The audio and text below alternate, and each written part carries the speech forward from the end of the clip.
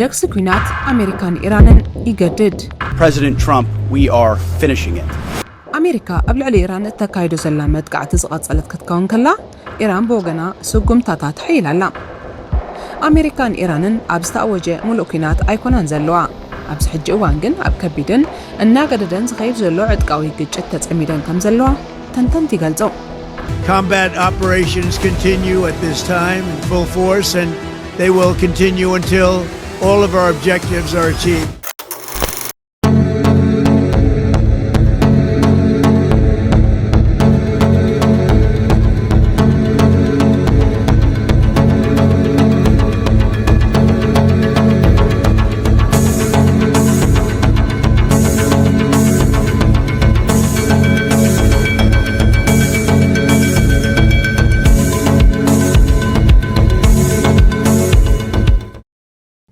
ኣብ ዝቐረባ እዋን ኣሜሪካ ብልዕሊ ኢራን ዘካየደቶ መጥቃዕትን ሕነ ምፍዳይ ኢራንን ኣብ መላእቲ ዞባ ስጋኣትን ዘይምርግጋእን ኣስዒቡሎ። ኣሜሪካን ተደጋጋሚ 10 ለይትታት መጥቃዕቲ ክትፍጽም ከላ ኢራን ድማ ኣብ ልዕሊ ዒላማታት መጻወቦ ሆርሙዝ ወሽመጥ ዓረብን ዝተኣሳሰር መጥቃዕቲ ብምፍጸማ ዝሕብሩ ዳሕሮት ጸብጻባት ይወጹ ኣለዉ። ኣብ ቀረባ እዋን ዝወፀ ጸብጻብ ኣሜሪካ ኢራን ኣብ መጻወቦ ሆርሙዝ ንዝነበራ ሓይሊ መራኸብ ዒላማ ናይ ምግባር ዓቕማ ንምድኻም ሓድሽ መጥቃዕቲ ከም ዝጀመረት ኢራን ድማ ኣብ ልዕሊ ንብረት ኣሜሪካን ዞባዊ መራኸብን ሕነ ከም ዝፈደየት ይሕብሩ ኣለዉ።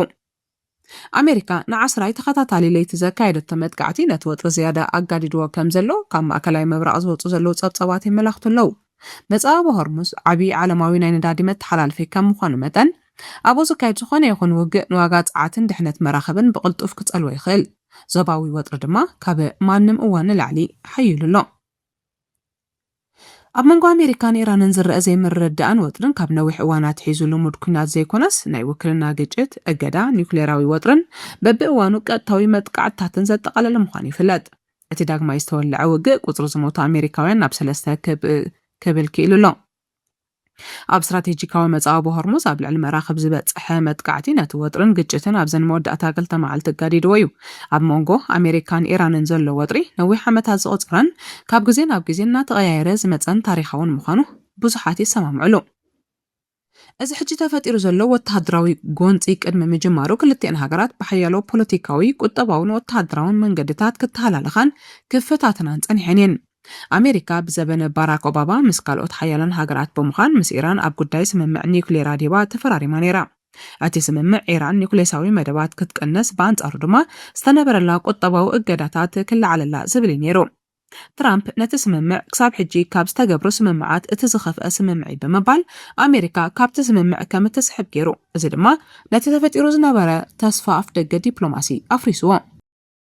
ኣሜሪካ ካብቲ ስምምዕ ኒውክሌር ምስ ወፀት ኣብ ልዕሊ ኢራን ሓያል ቁጠባዊ እገዳታት ኣንቢራ። እቲ ቀንዲ ዕላማ ኢራን ነዳዲ ናብ ወፃኢ ሃገራት ክትሸይጥ ምኽልካልን ቁጠባኣ ብምድኻም ሓድሽ ስምምዕ ንኽትፍርም ምግዳድን እዩ። እዚ ስጉምቲ እዚ ንኢራን ኣብ ሓያል ቁጠባዊ ቅልውላው ኣእቲዋ። ነዚ ስዒቡ ክልቲአን ሃገራት ቀጥታ ካብ ምውጋእ ተቖጢበን ብወኪል ሓይልታት ክፈታተና ጸኒሐን እየን። ከም ኣብነት ኣብ የመን ኢራን ንሑቲ ክትሕግዝ ከላ ኣሜሪካ ድማ ንስዑድ ዓረብ ትድግፍ ጸኒሓ። ኣብ ሶርያን ኢራቅን ብኢራን ዝድገፉ ዕጡቃት ሓይልታት ኣብዘን ሃገራት ኣብ ዝርከቡ ወተሃደራዊ ማዓስከራት ኣሜሪካ ብተደጋጋሚ መጥቃዕቲ ሮኬትን ሰብ ኣልቦን ይፍጽሙ ነይሮም። ኣብ ወርሒ ጥሪ 2020 ኣሜሪካ ኣብ ኢራቅ ብዝፈጸመቶ መጥቃዕቲ ድሮን መራሒ ቅዱስ ሓይሊ ኢራን ነበር ጀነራል ቃሲም ሱለይማኒ ከም ዝተቐትለት ዝከር እዩ። እዚ ፍጻሜ እዚ ድማ ንኽልቲአን ሃገራት ናብ ቀጥታዊ ኩናት ዘብጽሕ ኣዝዩ ሓደገኛ እዋን ነይሩ። ኢራን እውን ከም ምላሽ ኣብ ኢራቅ ኣብ ልዕሊ ዝርከብ ማዓስከር ኣሜሪካ መጥቃዕቲ ብባለስቲክ ሚሳይል ዝተሓገዘ መጥቃዕቲ ፈጺማ። ኢራን ምስ ኣሜሪካ ብቐጥታ ክትገጥም ዓቕሚ ስለ ዘይብላ ብሉጻት መሳርሒታት ከም ድሮናት፣ ሚሳይላትን ነተውክቲ ባሕርን ብምጥቃም ንመራኸብ ንግዲ ብምዕጋት ኣህጉራዊ ዋጋ ነዳዲ ክውስኽ ብምግባርን ንመሻርክቲ ኣሜሪካ ዝኾና ከም እስራኤል፣ ስዑድ ዓረብን ዝኣመሰላ ሃገራት ስጋኣት ብምፍጣርን ክትፈታተነን ጸኒሓ እያ። ኣሜሪካ ብቁጠባዊ እገዳታት ንኢራን ብምድኻም ኣብ ዙርያ ኢራን ካብ ሃገራት ወሽመጥ ወተሃደራዊ ሓይላ መራኸብ ኩናትን ሚሳይላትን ምኽልካላን ብምስፋሕ ንኢራን ንምድኻም ትፍትን ነይራ።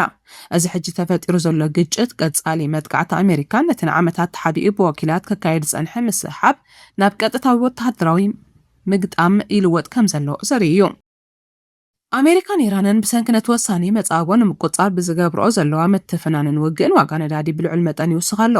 ዋጋ ነዳዲ ብሬንት ኣብ ሓደ በርሚል ካብ $91 ንላዕሊ ዝሓለፈ ኮይኑ እዚ ድማ ድሕሪ 4 ሰነ ዝተመዝገበ ዝለዓለ ዋጋ እዩ።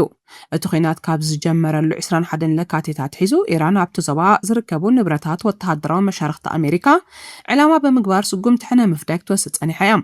ከምኡውን ቅድሚ እቲ ኩናት ምጅማሩ ሓደ ሕምሲት ኣህጉራዊ ቀረብ ነዳዲ ዝሓልፈሉ ዝነበረ መስመር ማይ ሙሉእ ብምሉእ ዓጽያት ተረከበ።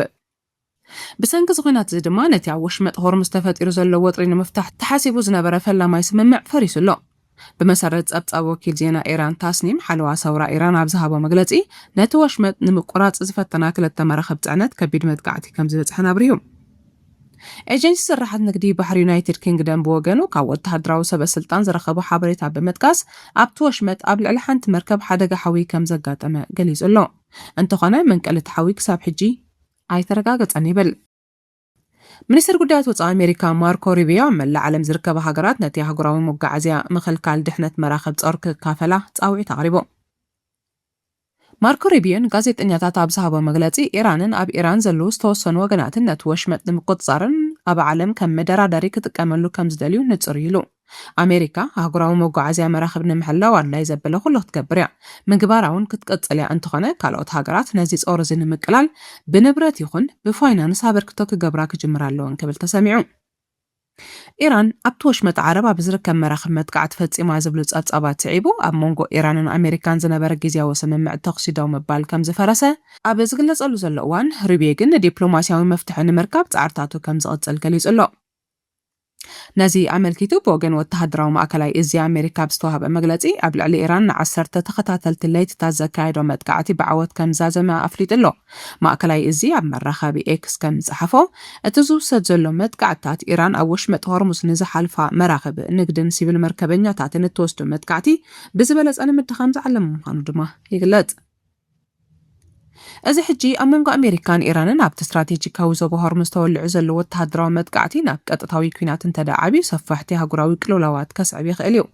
ወሽመጥ ሆርሙዝ ኣብ ዓለም ካብ ዝርከቡ መስመራት ማይ እቲ ኣዝዩ ወሳኒ ኣህጉራዊ ቀረብ ነዳዲ ብብዝሒ ዝሓልፈሉ መስመር እዩ።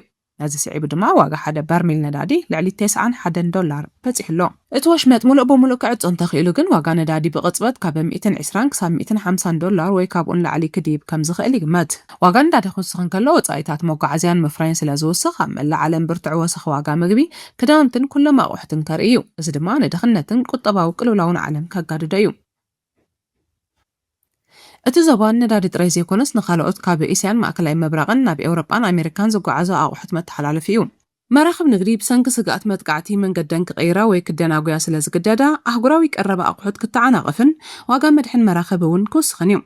ብኻልእ ሸነኽ እቲ ጎንፂ ኣብ መንጎ ኣሜሪካን ኢራንን ጥራይ ተወሲኑ ኣይክተርፍን እዩ። ኢራን መጥቃዕቲ ምስ ዝበጽሓ እቲ ኩናት ናብ ካልኦት ግንባር ንምስፋሕ ንእስራኤል ብወኪላታ ከም ሂዝቦላ ኣቢላ ከተጥቃዕ ትኽእል እያ።